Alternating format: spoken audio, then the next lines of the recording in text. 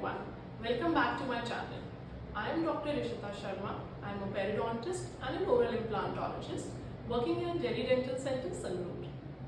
So as you know that today's topic is wisdom tooth and its associated problems.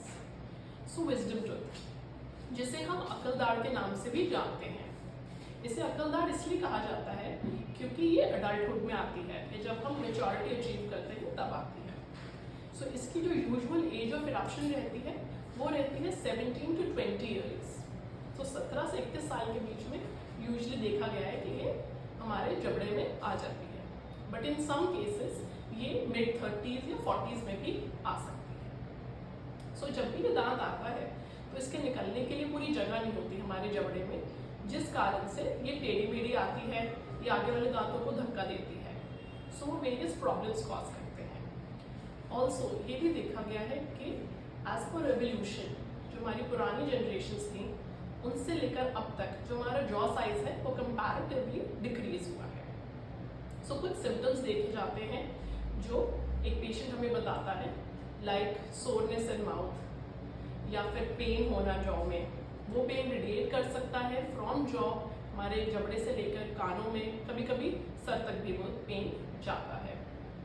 Also patient को इससे headache भी रहता है, काफ़ी डिस्कम्फर्ट रहता है, खाना चबाने में भी प्रॉब्लम आती है, और कुछ केसेस में पेशेंट्स को फीवर भी डेवलप हो सकता है।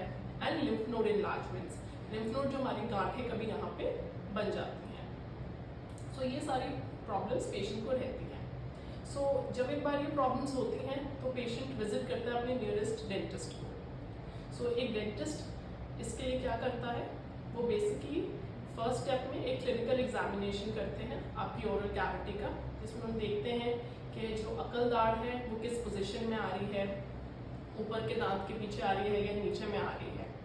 यूजुअली ये जो होता है ये एकदम हमारा लास्ट टीथ होता है।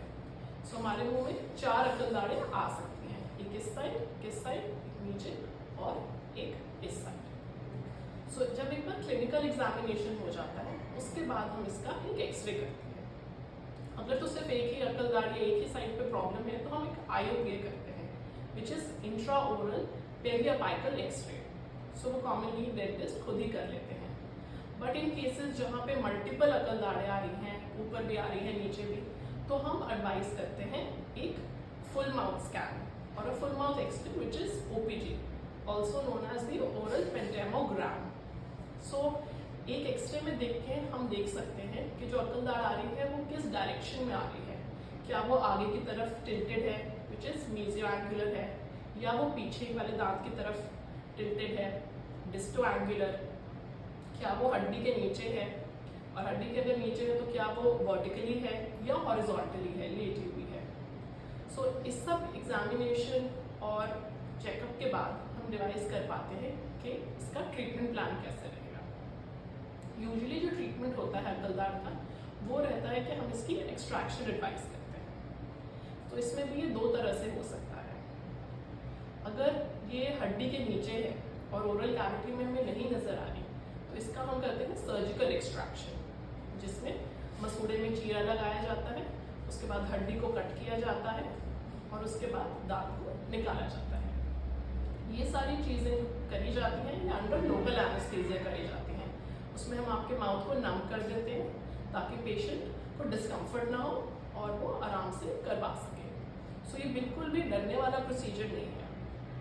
इसके अलावा अगर तो वो ओरल कैविटी में हमें दिख रहा है कि दांत इरप्ट हो चुका है तो हम इसको इजीली एक सिंपल एक्सट्रैक्शन मेथड के थ्रू करवा सकते हैं। अपार्ट फ्रॉम दिस कुछ केसेस में देखा गया है कि अगर पेशेंट बिल्कुल ही विलिंग नहीं है एक्सट्रैक्शन के लिए, या डेबिलिटेटेड पेशेंट है, हैंडीकैप पेशेंट है या और कोई प्रॉब्लम है, तो उन केसेस में हम RCT भी कर सकते हैं अकलदाढ़ की।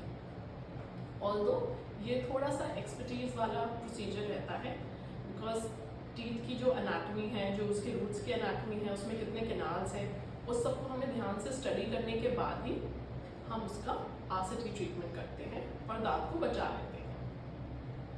अब हम बात करेंगे कुछ कॉम्प्लिकेशंस की कि अगर हम ये दांत नहीं निकलवाते तो इससे हमें क्या प्रॉब्लम्स हो सकती हैं।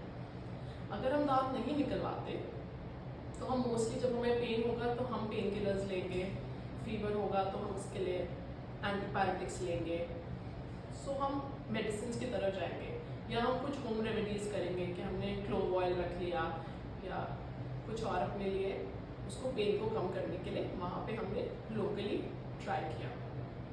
बट कभी कभी अगर ये दांत आगे वाले दांत को धक्का दे रहा है और उन दो दांतों के बीच में स्पेस बन रही है, तो वहाँ पे कीड़ा लगने के चांसेस बढ़ जाते हैं। कभी कभी जब ये दांत पूरा नहीं आया होता और इसके ऊपर ये मसूड़े से ढका होता है, तो दांत और मसूड़े के बीच में जगह बन जाती है जहाँ पे आपका खाना फंस सकता है और वो इंटर्न सूजन कर सकता है आपके मसूड़ों में, जिसको हम पेरिकोरोनाइटिस भी कहते हैं। अपार्ट फ्रॉम दिस, कभी कभी अगर ये ज़्यादा इन्फेक्ट हो जाता है तो इसकी जो इन्फेक्शन है वो नीचे आपके जॉ में भी जा सकती है और जो हमारा फ्लोर ऑफ द माउथ है उसमें फैल सकती है, जिसको हम लुडविग्स एंजाइना भी कहते हैं या सेलुलाइटिस ऑफ द माउथ भी कहते हैं। सो काफ़ी सारे इसके कॉम्प्लिकेशंस हैं।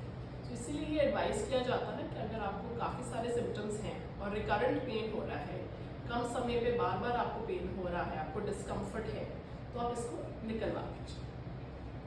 थैंक यू फ्रेंड्स, आज के लिए इतना ही। अगली बार हम नेक्स्ट वीडियो में मिलेंगे। Till then keep smiling and spreading awareness.